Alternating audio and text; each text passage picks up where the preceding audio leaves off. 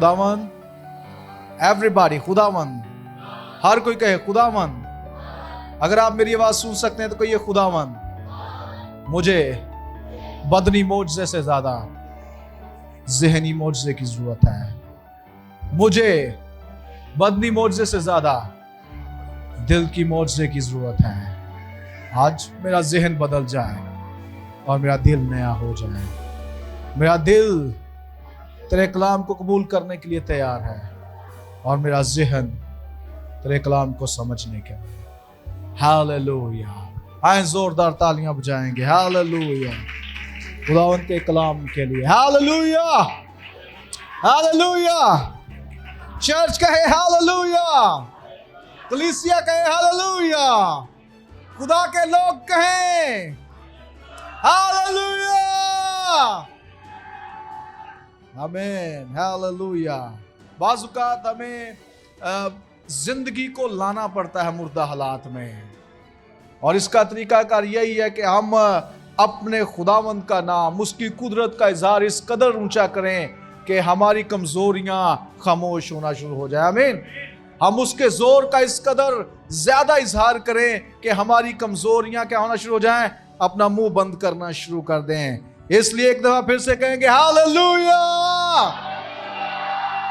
आमीन, आमीन। Thank you Jesus. सो इफ्सियों का खत मेरे साथ निकालिएगा आज सुबह। जिनके पास खुदावंद का कलाम है और जिनके पास नहीं है वो सामने आंखें और अपना जहन और अपना दिल, आंखें, अपना दिल और अपना जहन, ये तीन चीजें अगले 20-25 मिनट के लिए मुझे दे दीजिए, ठीक है। यानी कि आपकी आंखें सिर्फ मुझे देखें, आपका जहन सिर्फ वो समझे जो वो खुदावंद का कलाम बोलना चाहता है, और आपका दिल सिर्फ वो महसूस करे जो इस कलाम की कुदरत है। आमीन, हालेलुया। इफ्सियों का खत निकालेंगे, उसका 4था बाब और उसकी 10वीं, 11वीं, 12वीं और 13वीं आयत। अगर जरूरत पड़ी तो हम पढ़ लेंगे, वरना 10वीं आयत से खुदावंद का कलाम मैं आपके लिए पढ़ना चाहूँगा।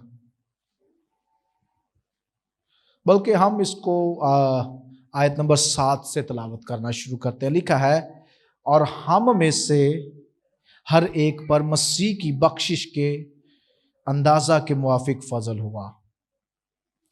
इसी वास्ते वो फरमाता है कि जब वो आलमे बाला पर चढ़ा तो कैदियों को साथ ले गया और आदमियों को इनाम दिए। उसके चढ़ने से और क्या पाया जाता है सिवाय इसके कि वो ज़मीन के नीचे के इलाका में उतरा भी था, और ये उतरने वाला वही है जो सब आसमानों से भी ऊपर चढ़ गया ताकि सब चीज़ों को मामूर करे। ये किसकी बात हो रही है? किसकी बात हो रही है? कौन ज़मीन में गया? मसीह यीशु। ये उसकी, जब वो उसे मसलूब किया गया, कब्र में रखा गया, तो बाइबल साफ बयान करती है कि वो निचले इलाका में, एक ज़मीन के निचले इलाका में तशबीहाती तौर पर वो गया, और ना सिर्फ वो ज़मीन के निचले इलाका में गया बल्कि वो आसमानों पर भी चढ़ा, जो उसकी कुदरत का इजहार यहाँ बयान किया जा रहा है। और इसकी वजह क्या है? ताकि सब चीज़ों को मामूर करे। और उसी ने, अब गौर से सुनेगा, और उसी ने जिसने सब चीज़ों को मामूर किया है, और उसी ने बाज को रसूल, कितने हो गए? एक। आपने गिनते जाना है, खिदमतों के यहां पर जिक्र करने वाला है खादिम। बाज को रसूल, और बाज को नबी, और बाज को मुबश्शर, और बाज को चरवाहा और उस्ताद बनाकर दे दिया। कितनी यहां पर खिदमतों का जिक्र आया है? पहली कौन सी है? रसूल। दूसरी कौन सी है? नबी। तीसरी कौन सी है?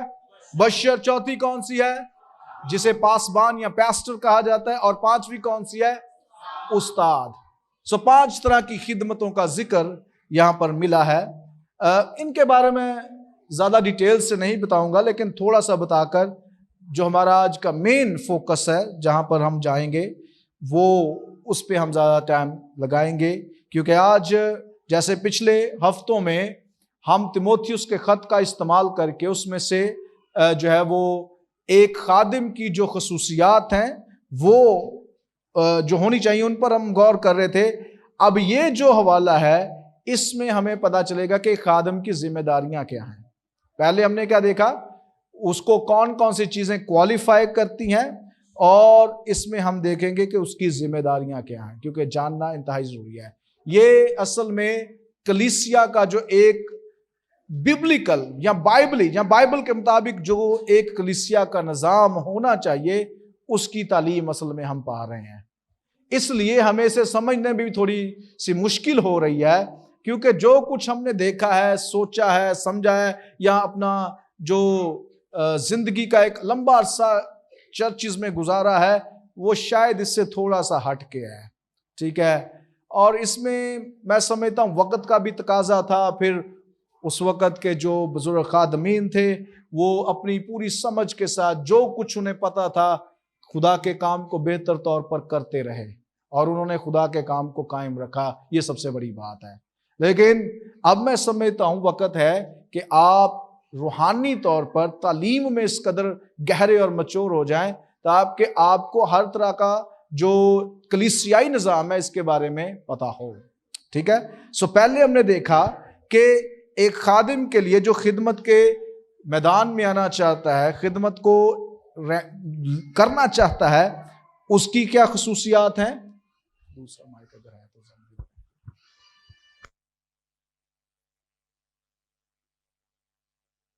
ہاللیلویا. اور یہاں پر جو ہمیں ذکر مل رہا ہے وہ ہے کہ خادم کی ذمہ داریاں کیا ہیں. ٹھیک ہے, پہلے تو ہمیں پتا چلا کہ بائبل مقدس کے مطابق 5 بنیادی خدمتیں ہیں جو رہنمائی کر سکتی ہیں, جو کیا کر سکتی ہیں, لیڈرشپ کی پوزیشن میں ہو سکتی ہیں. اب اس کا جو ہے وہ اس کی وجہ کیا ہے, کیوں خداوند نے بعض کو رسول, بعض کو نبی, بعض کو مبشر, بعض کو پاسبان اور بعض کو استاد بنا کر دیا ہے. کیوں دیا ہے؟ نمبر 1, تاکہ مقدس لوگ کامل بنے. تاکہ مقدس لوگ کیا ہوں. پہلا رزلٹ کیا ہونا چاہیے, کیا ہونا چاہیے؟ اگر آپ سن رہے ہیں تو بولیے, تاکہ مقدس لوگ کیا ہوں. پہلا جو اس کا رزلٹ ہونا چاہیے وہ ہے کہ مقدس لوگ کامل بنے. دوسرے نمبر پر, اور خدمت گزاری کا کام کیا جائے. پہلے نمبر پر ذاتی زندگی ایمانداروں کی تبدیل ہو, اس میں بہتری آئے, اور جب اس میں بہتری آئے تو پھر وہ خدمت گزاری کا کام کریں. اور تیسری بات, اور مسیح کا بدن ترقی کرے. تیسرا عمل کیا ہے, یا تیسرا نتیجہ کیا ہونا چاہیے, کہ مسیح کا بدن کیا کرنا چاہیے, ترقی کرنا چاہیے.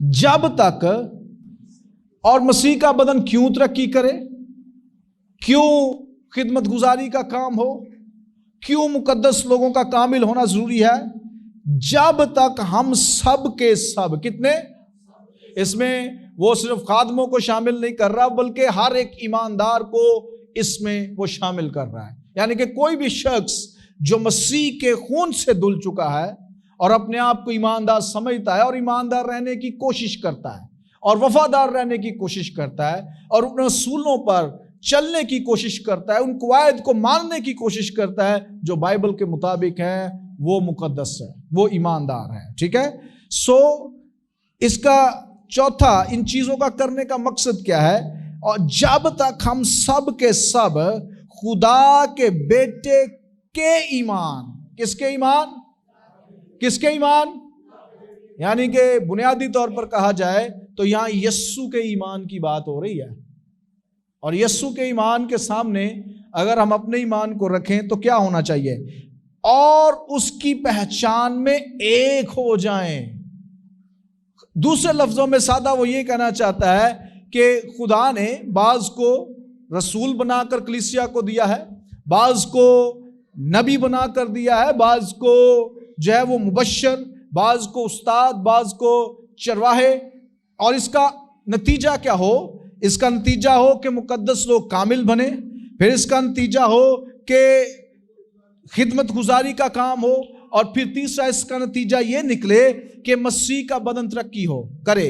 لیکن इन सब से बढ़कर पालूस की रूहुल कुद्दस की कुदरत के वसीला से लिखते हुए ये ख्वाहिश है, उसको ये मुकाशफा हो गया कि हम सब, चाहे हम किसी भी लेवल पर हैं, हम चाहे ऊंचे दर्जे के लेवल पर हैं, चाहे निचले दर्जे के लेवल पर हैं, चाहे कम पढ़े लिखे हैं, चाहे ज्यादा पढ़े लिखे हैं, हम सब के सब मसीह की पहचान में एक हो जाएं। दूसरे लफ्जों में वो कहने लगा है कि अगर हम कलीसिया का हिस्सा है, अगर हम सीखने वाले हैं, अगर हम खुदा के रूह को काम करने देने वाले हैं, तो हम सब की पहचान मसीह के बारे में एक हो जाए।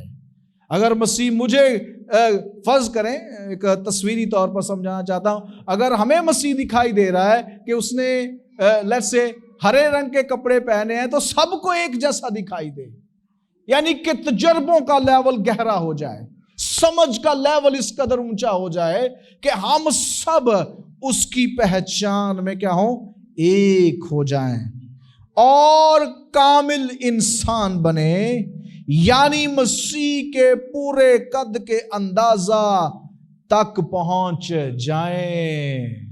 हालेलुया। हम तो नबियों के साथ अपना मुवाजना करते रहते हैं, तो कलाम तो ये बता रहा है कि मसीह के अंदाजा के मुताबिक उसकी जो हकीकत है, उसकी जो सूरत है, उसका जो कद है, उसकी जो समझ है, उसके मुताबिक नबी तो बहुत पीछे रह जाते हैं, राइट।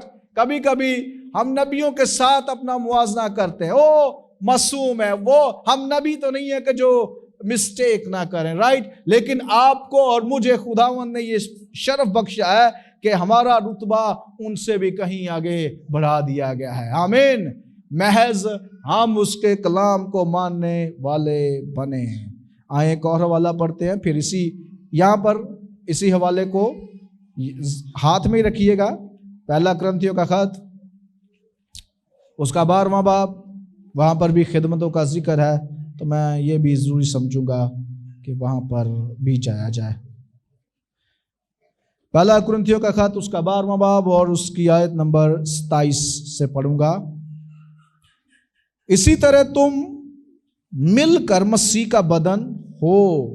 तो मिलकर, अगर इसका मतलब यह है कि डिसयूनिटी है, यानी कि हमारे अंदर इत्फाक नहीं है, एक रोया पर हम नहीं है, हम सब की बोली एक नहीं है, तो फिर मुश्किल है, राइट। वो कह रहा है तुम सब मिलकर मसीह का बदन हो और फर्दन फर्दन अज़ा हो, यानी कि अब वो कह रहा है मसीह का बदन हो, और बदन की तमसील बेसिकली बुनियादी तौर पर वो इस्तेमाल कर रहा है कि जैसे एक बदन में आंखें अलग काम करती हैं, हाथ अलग काम करते हैं, कह रहे तुम हो एक ही चीज का हिस्सा, लेकिन फंक्शन अलग अलग है, काम अलग अलग हैं, जिम्मेदारियां खुदा की तरफ से हमारी अलग अलग हैं, लेकिन हम सब मिलकर एक ही बदन का हिस्सा है, और वो मसीह खुदावंद है। और खुदा ने कलीसिया में अलग अलग शख्स मुकर्रर किए। पहले रसूल, पहले कौन है? उधर हमने पहले किनको पढ़ा है? रसूलों को। यहां पर भी पहले रसूल, दूसरे नबी, वहां पर हमने दूसरे कौन से पढ़ा था? नबी। तीसरे उस्ताद, यहां पर उस्ताद को वो तीसरे नंबर पर ले आया है। इसका हरगिज मतलब नहीं है कि मुबश्शिर या चरवाहा इसमें से खारिज है, इसके बारे में भी अभी बात करते हैं। फिर मोजज़े दिखाने वाले, फिर इस लिस्ट के मुताबिक मोजज़े दिखाने वाले किन के बाद हैं? रसूल के बाद हैं, नबी के बाद हैं, और सिखाने वाले के भी बाद हैं। लेकिन आज हमारा ये सारा निजाम क्या हो चुका है? उल्ट हो चुका है। मोजज़े दिखाने वाले नंबर 1 पे हैं, है कि नहीं ऐसा? मोजज़े दिखाने वाले किस पर हैं? वो भी जो सही काम कर रहे हैं, वो भी खुदा की कुदरत से काम कर रहे हैं, इसका इनकार नहीं किया जा रहा। लेकिन खुदा का कलाम अवलियत किसे दे रहा है? That's the point. वो किस खिदमत को सबसे इंपॉर्टेंट, अहम करार दे रहा है, ये असल में यहां पर नुक्ता है। वो कह रहा है रसूल, फिर नबी, फिर उस्ताद यानी कि सिखाने वाले, फिर मोजज़े दिखाने वाले, फिर शिफा देने वाले, मददगार। मददगार कौन होते हैं? वो लोग जो इन खिदमतों को करने में किसी ना किसी तरीके से मदद होते हैं। वो कई जगह पर अगर लेट्स से کوئی کام کے لیے جا رہے ہیں تو اگر آپ ساتھ ہیں تو آپ ایک مددگار کے طور پر وہاں پر ہمارے ساتھ ہیں. منتظمین یعنی کہ وہ لوگ جو انتظام کرتے ہیں, رائٹ, منتظم. طرح طرح کی زبانیں بولنے والے. کیا سب رسول ہیں؟ کیا سب نبی ہیں؟ کیا سب استاد ہیں؟ کیا سب معجزے دکھانے والے ہیں؟ کیا سب کو شفا دینے کی قوت عنایت ہوئی ہے؟ کیا سب طرح طرح کی زبانیں بولتے ہیں؟ کیا سب ترجمہ کرتے ہیں؟ تم بڑی سے بڑی نعمتوں کی آرزو رکھو. لیکن اور بھی سب سے عمدہ طریقہ میں تمہیں بتاتا ہوں, اور وہ نیچے محبت کی بات کرتا ہے کہ ان ساری باتوں سے جو اچھا طریقہ ہے, معجزے دکھانے سے بہتر ہے محبت. اور پھر وہ آگے اس کی قسمیں بھی بیان کرتا ہے. ہاں, بائی دا وے, محبت آپ کے اپنے طریقے سے نہیں, آپ جس کو آپ محبت سمجھتے ہیں اسے محبت نہیں کہیں, جو بائبل کہے گی وہ محبت ہے. ٹھیک ہے, ایک غلط بندے کی برداشت کرتے رہیں تو یہ محبت نہیں ہے, رائٹ. اس کی کریکشن کرنا محبت ہے, اس کو تنبیہ کرنا محبت ہے.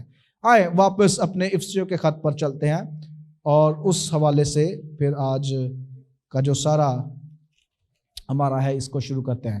افسیوں کا جو خط ہے, جیسے تموتھیوس کو خط پالوس نے لکھے, افسس کی کلیسیا میں ہی اصل میں تموتھیوس جو تھا وہ پاسبان تھا, رائٹ. اور افسس کا جو علاقہ تھا یہ کاروباری طور پر بڑا مشہور تھا, لوگ دور دور سے کاروبار کے لیے یہاں پر آتے, اور طرح طرح کے عقائد بھی ویسے یہاں پر موجود تھے. ایک بہت بڑی دیوی, ارتمس نامی دیوی کا مندر یہاں پر تھا, جس کے بارے میں یہ کہا جاتا تھا کہ اگر کسی جوڑے کے پاس, میاں بیوی کے پاس اولاد کی برکت نہ ہو, وہ یہاں پر آتے, تعویذ اور یہ سارا کچھ طرح بطرح کے کام کرتے تاکہ اولاد ان سے لے سکیں. اس علاقہ کے اندر کلیسیائیں قائم ہوئیں اور تموتھیوس کو اس کلیسیا کا پاسبان ہونے کا شرف حاصل ہوا. اور تموتھیوس کو ہی لکھتے ہوئے پہلے پالوس نے کہا کہ یہ ایک خادم میں خصوصیات ہونی چاہیے. اب اسی کلیسیا کے مسائل کو سامنے رکھتے ہوئے پال یعنی کہ خدا کا بندہ پالوس یہ بتانا چاہے گا کہ یہ جو خدمتیں ہیں ان کی ذمہ داریاں کیا ہیں. آج 1-2 ہفتے ہم اس پر لگائیں گے اور پھر اندازہ لگائیں گے کہ اب یہ خط لکھا جا رہا تھا, کیونکہ یہ آج سے کتنے سال پہلے لکھا گیا ہے, تقریباً 2000 سال پہلے. ٹھیک ہے, یہ خط لکھا گیا ہے. ٹھیک ہے, اور 2000 سال پہلے چیزیں فرق تھیں, آج چیزیں فرق ہیں. اس لیے چیزوں کو ان کے مطابق سمجھنا بڑا ضروری ہے. ہم کسی بھی چیز کو اپنے ماحول میں رہ کر نہیں سمجھ سکتے. ہمیں ہر چیز کو اگر صحیح طور پر سمجھنا ہے تو ہمیں اس ماحول کو سمجھنا پڑے گا کہ یہ بات کیوں لکھی جا رہی ہے, کس کو لکھی جا رہی ہے. ٹھیک ہے, اور اس کے لکھنے کی وجہ کیا ہے. ٹھیک ہے, جب یہ بات لکھی جا رہی ہے تو رسول سے مراد وہ شخص ہے جو مسیح کی مصلوبیت کا اور اس کے جی اٹھنے کا آنکھوں دیکھا گواہ ہے. ٹھیک ہے, رسول کا لقب کسے ملا تھا آپ کو اگر یاد ہو تو مسیح یسوع نے 12 لوگوں کو چنا اپنے شاگردوں میں سے اور انہیں رسول کا لقب دیا. رسول کا سادہ سا مطلب یہ ہے بھیجا ہوا, کسی پیغام کو لے کر جانے والا. رائٹ, پیغام کسی کا ہے لیکن جو پیغام لے کر جا رہا ہے اسے رسول کہتے ہیں. لیکن یہاں پر جو لفظ ہے اس کا مطلب نہ صرف پیغام لے جانے والا ہے بلکہ ایسا شخص ہے جو مسیح یسوع کو ذاتی طور پر جس نے دیکھا ہو اور اس کی گواہی دینے والا ہو, منسٹری کی یعنی کہ اس کی خدمت کا بھی گواہ ہو, پھر اس کے مصلوب ہونے کا گواہ ہو, پھر اس کے مردوں میں سے جی اٹھنے کا گواہ ہو. اس شخص کو رسول کہتے ہیں. اور بائبل مقدس میں 13 رسولوں کا ذکر ہے. 12 وہ ہیں جنہیں مسیح یسوع نے اپنی زمینی خدمت میں چنا. رائٹ, 12 جن میں سے اسکریوتی کو پھر وہ اس نے پھانسی لے لی اور اس کی جگہ پھر رسولوں نے ایک نئے رسول کو مقرر کیا. 12 رسول وہ ہو گئے اور 13واں رسول کون ہے؟ یہ پالوس ہے. یہ کون ہے؟ پالوس ہے. رائٹ, اب سوال یہ ہے کہ وہی لوگ رسول کیوں ہو سکتے ہیں جنہوں نے مسیح کو دیکھا ہے, جنہوں نے مسیح کو مصلوب ہوتے دیکھا ہے, جنہوں نے اسے خدمت کرتے دیکھا ہے اور آسمان پر جاتے دیکھا ہے. کیونکہ جو کچھ انہوں نے لکھا ہے وہ سچ ہے. کیونکہ جو کچھ انہوں نے لکھا ہے وہ سچ پر مبنی ہے۔ تعلیمی دنیا میں جب آپ داخل ہوتے ہیں تو بڑے بڑے مسائل تعلیمی دنیا میں چھپے ہوئے ہیں، رائٹ؟ اگر کوئی شخص کہتا ہے کہ آپ کو کیسے پتا ہے کہ یسوع واقعی میں کوئی شخص تھا، آپ کو کیسے پتا ہے کہ واقعی میں کوئی شخص یسوع نامی واقعی تھا، یہ بنائی ہوئی کہانیاں بھی تو ہو سکتی ہیں جیسے دوسرے عقائد کی ہیں، یہ من گڑھ کہانی بھی تو ہو سکتی ہے جیسے دوسرے مذاہب میں ہے، رائٹ؟ اسی طرح کے طریقے سے ایک بہت اہم سوال جس کا ہمیں ہر روز سامنا رہتا ہے کہ یسوع مسیح تو مصلوب ہی نہیں ہوا، رائٹ؟ وہ جب صلیب پر اسے چڑھایا جانے والا تھا تو اسے کسی اور شخص کو اس کی جگہ پر چڑھا دیا گیا، وہ آسمان پر چلا گیا، رائٹ؟ اور وہ مصلوب نہیں ہوا۔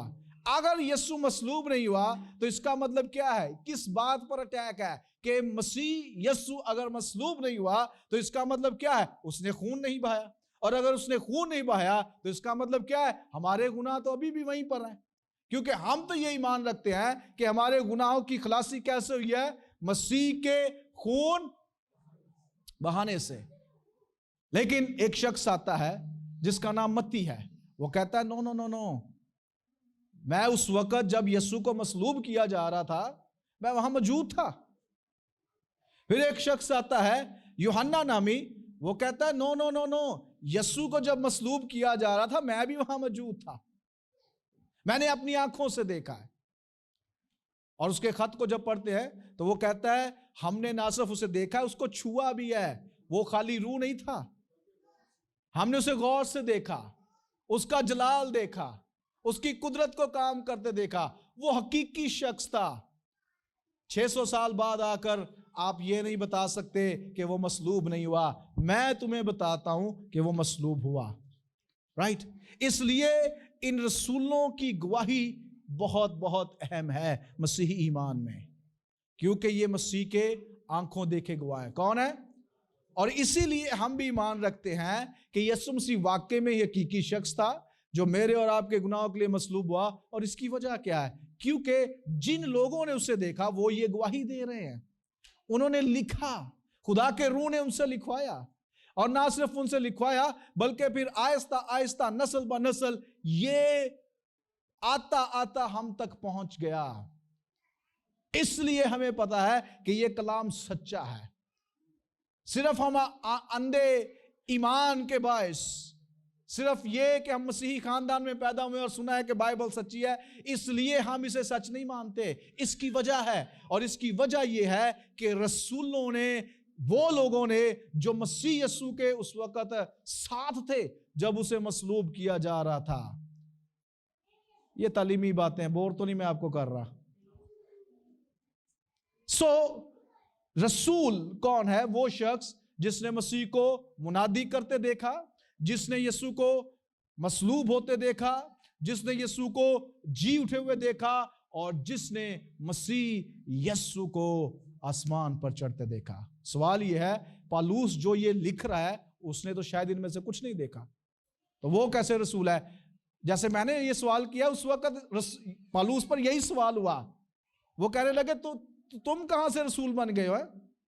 رسول تو صرف پترس ہے جس نے اسے یہ سب کرتے دیکھا، رسول تو صرف متی ہے، رسول تو صرف یوحنا ہے، تمہیں کس نے رسول بنا دیا ہے؟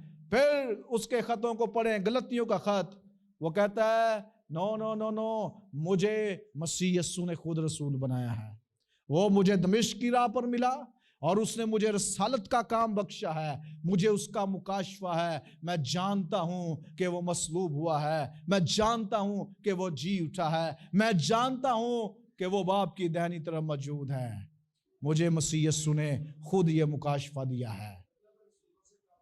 اور پھر وہ کہتا ہے میں رسولوں سے کم نہیں ہوں۔ پھر اس کے علاوہ یہ تو گواہی ہوگی پالوس کی، دوسرے رسول کیا کہتے ہیں یہ بھی امپورٹنٹ ہے، رائٹ؟ پھر پترس رسول کا کیا رد عمل ہے؟ اگر پالوس کی گواہی سچی نہ ہوتی، اس کا مکاشفہ جو مسیح کے بارے میں ہے وہ سچا نہ ہوتا، تو پترس کبھی بھی اس کو خدمت میں ہاتھ نہ دیتا، کبھی بھی وہ اسے قبول نہ کرتے، کبھی بھی اس کی تعلیمات کا ذکر نہ کرتے، کبھی بھی اسے سچا خادم نہ جانتے۔ رسول وہ شخص ہے جو یہ اختیار جس کے پاس تھا۔ اب سوال یہ ہے کہ کیا آج رسول ہو سکتے ہیں؟ اگر رسول صرف وہی ہے جس نے مسیح کو مصلوب ہوتے دیکھا، جس نے مسیح کو آسمان پر جاتے ہوئے جی اٹھنے کے بعد دیکھا، تو پھر کیا آج رسول ہو سکتے ہیں؟ آج کی جو رسول کی خدمت ہے وہ صرف یہ ہے کہ جو کلیسیائیں قائم کرتا اسے رسول کہا جاتا ہے۔ ان رسولوں کے پاس اور آج کے رسول میں کیا فرق ہے؟ وہ بنیادی فرق یہ ہے کہ ان رسولوں کے پاس یہ اختیار تھا کہ وہ کلام کو لکھ پاتے۔ آج کے رسول کے پاس یہ نہیں کہ وہ کوئی رسول ہے تو وہ آ کے نئی کوئی بائبل لے آئے، نیا کوئی اپنا کچھ لکھ دے اور کہہ دے یہ بائبل ہے۔ نو نو نو، آج کا رسول جو ہے وہ اس کلام کے تابع ہے اور وہ کلیسیائیں قائم کرتا ہے۔ جگہ بجگہ کلیسیائیں قائم کرنے والے شخص کو آج رسول کہتے ہیں، اور آج بہت تھوڑے لوگ ہیں جو اس خدمت میں یا اس رسولی کام میں جن کے پاس یہ بلاہٹ ہے۔ سو جو کلیسیائیں قائم کرتا ہے اسے کیا کہتے ہیں؟ رسول۔ بعض کو نبی۔ دوسرے نمبر پر کیا ہے؟ بعض کو، آپ کو یاد ہو کہ پرانے عہد نامہ میں کن کی خدمت ہے؟ نبیوں کی ہے، رائٹ؟ نئے عہد نامہ میں کن کی ہے؟ رسولوں کی ہے۔ اور شاید کرنتھیوں کے خط میں، یعنی افسس کے خط میں، یہ دوسرے باب میں، وہاں پر لکھا ہے کہ جو کلیسیا کی بنیاد ہے وہ کن پر ہے؟ نبیوں پر ہے۔ پہلے وہ رسولوں کا ذکر کرتا ہے، پھر وہ نبیوں کا ذکر کرتا ہے، اور پھر کہتا ہے کہ جو مسیح یسوع ہے وہ اس کے کونے کے سرے کا پتھر ہے۔ ٹھیک ہے؟ سو نبی کون ہے؟ نبی وہ شخص ہے جو خدا کے الہام سے کوئی بات بتاتا ہے۔ نبی کا پہلا کام کیا ہے؟ نبی نبوت، نبی صرف آنے والے کاموں کو بتانے والا شخص نہیں ہے جیسی ہماری سمجھ ہے۔